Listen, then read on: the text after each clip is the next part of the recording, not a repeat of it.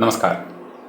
ലേക്ക് shore ആശുപത്രിയിൽ ജോലി ചെയ്തിരുന്ന അവിടുത്തെ യൂറോളജി വിഭാഗത്തിൻ്റെ തലവനായിരുന്ന രാജ്യത്തെ ഒരു പ്രമുഖ വൃക്ക മാറ്റിവെക്കൽ ശസ്ത്രക്രിയാ വിദഗ്ധനായിരുന്ന ഡോക്ടർ ജോർജ് പി എബ്രഹാം ഇന്നലെ ആത്മഹത്യ ചെയ്ത വിവരം നിങ്ങളെല്ലാവരും അറിഞ്ഞതാണ്. അദ്ദേഹത്തിൻ്റെ കൊച്ചിയിലുള്ള ഫാം ഹൗസിലാണ് തൂങ്ങി മരിച്ചത്. അദ്ദേഹത്തിൻ്റെ പോക്കറ്റിൽ നിന്നും ഒരു ആത്മഹത്യാക്കുറിപ്പും കണ്ടുകിട്ടിയിട്ടുണ്ട്. ഈ ഡോക്ടറുടെ മരണം നമ്മളോട് 3 കാര്യങ്ങൾ പറയുന്നു, അല്ലെങ്കിൽ തൻ്റെ മരണത്തിലൂടെ ഈ ഡോക്ടർ നമ്മളോട് 3 പ്രധാനപ്പെട്ട കാര്യങ്ങൾ പറയുന്നുണ്ട്. ഇത് നമ്മളാരും അറിയാതെ പോകരുത്. ഒന്നാമതായിട്ട് ഈ ഡോക്ടർ നമ്മളോട് പറയുന്നത്, പണത്തിനും പ്രശസ്തിക്കും പിന്നാലെ പോകുന്ന, പണവും പ്രശസ്തിയും ഉണ്ടെങ്കിൽ എല്ലാമായി എന്ന് കരുതുന്ന ആൾക്കാരോട് ഇദ്ദേഹം പറയുന്നത്, പണവും പ്രശസ്തിയും കൊണ്ട് യാതൊരു ഗുണവുമില്ല എന്നാണ്. ഇദ്ദേഹം വളരെ വലിയ ഒരു ധനികനായിരുന്നു. ധാരാളം പണം അദ്ദേഹത്തിനുണ്ടായിരുന്നു. അദ്ദേഹത്തിൻ്റെ മകനുണ്ട്. അദ്ദേഹം ലേക്ക് ഷോർ ആശുപത്രിയിലെ ഒരു ഡോക്ടറാണ്. കുടുംബത്തിൽ അദ്ദേഹത്തിന് യാതൊരു പ്രശ്നവുമില്ല, സമാധാനക്കുറവില്ല.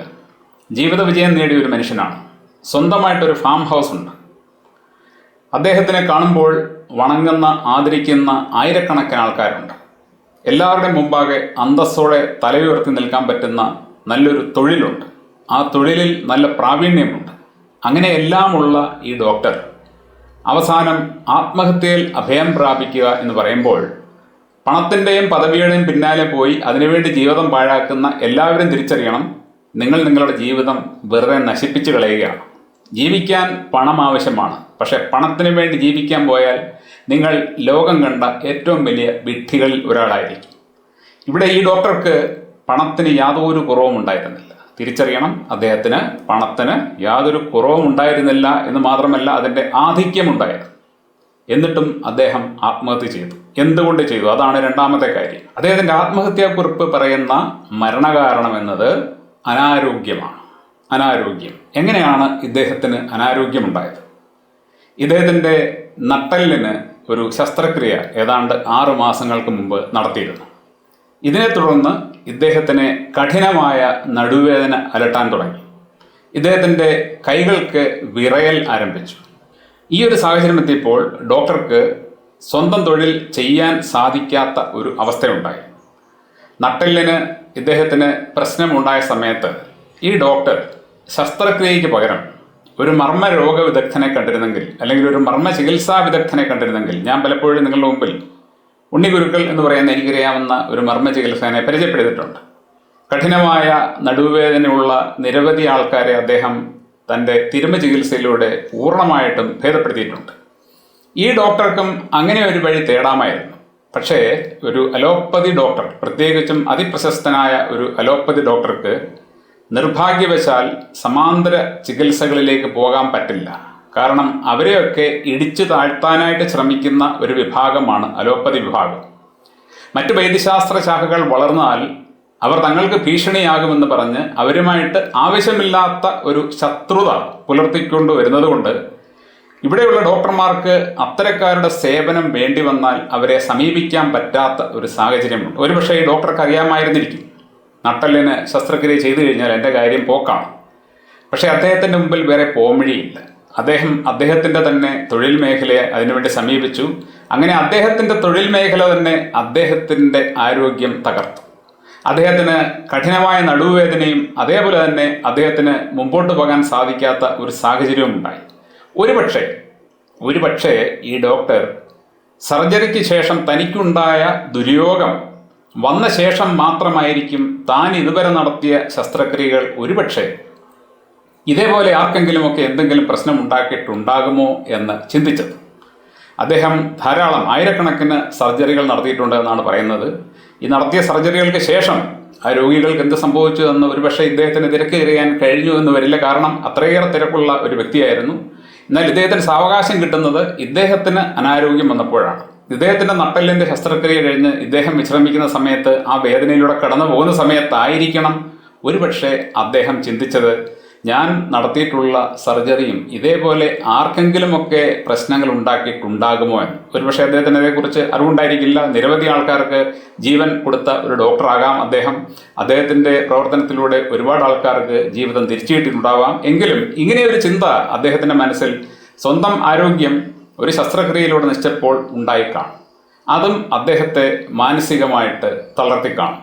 അപ്പോൾ ഇദ്ദേഹത്തെ ആത്മഹത്യയിലേക്ക് നയിച്ച 2 കാരണങ്ങളായിട്ട് നമുക്ക് കണ്ടെത്താൻ സാധിക്കുന്നത്, ഒന്ന് അദ്ദേഹത്തിൻ്റെ നശിച്ച ആരോഗ്യമാണ്.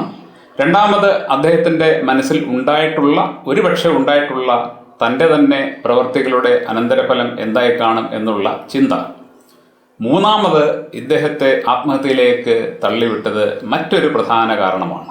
അതായത് തനിക്കിനി ഒരിക്കലും സാധാരണ ജീവിതത്തിലേക്ക് മടങ്ങി വരാൻ സാധിക്കില്ല എന്ന നിരാശാജനകമായ ചിന്ത. ഇദ്ദേഹത്തിൻ്റെ നട്ടെല്ലിന് ശസ്ത്രക്രിയ നടത്തി എന്തെങ്കിലും പിഴവുകൾ വന്നിട്ടുണ്ട് എങ്കിൽ അത് വീണ്ടും പരിഹരിക്കാൻ സാധിക്കുമെങ്കിൽ അദ്ദേഹത്തിന് അത് ചെയ്യാൻ കഴിയുമായിരുന്നു.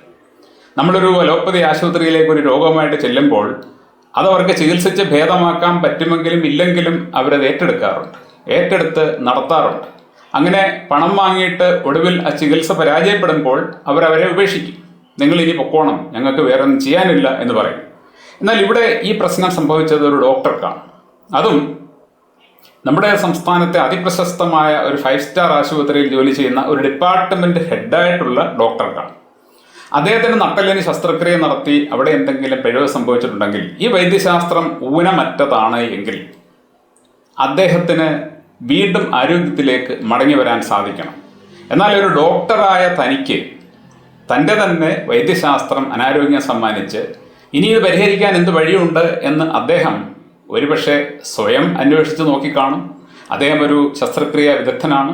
കൂടാതെ അദ്ദേഹം അവിടുത്തെ തന്നെയോ അല്ലെങ്കിൽ ലോകത്ത് തന്നെ ഉള്ളതോ ആയിട്ടുള്ള മറ്റ് ഡോക്ടർമാരോട് കൺസൾട്ട് ചെയ്ത് ചോദിച്ചു കാണും, എനിക്കിനിയും ആരോഗ്യത്തിലേക്ക് മടങ്ങി വരാൻ സാധിക്കുമോ, എൻ്റെ പക്കൽ പണമുണ്ട്, എത്ര പണം വേണമെങ്കിലും ചിലവഴിക്കാം എന്ന് അദ്ദേഹം പറഞ്ഞു കാണും. പക്ഷേ അവരെല്ലാവരും ഒരേ സ്വരത്തിൽ പറഞ്ഞു കാണും, സാറേ ഒന്നും ഇനിയും ചെയ്യാൻ പറ്റില്ല, ഇനിയിപ്പോൾ ഇതിങ്ങനെ തന്നെ പോവുകയുള്ളൂ എന്ന് അദ്ദേഹത്തോട് ഉറപ്പായിട്ടും പറഞ്ഞിട്ടുണ്ട്.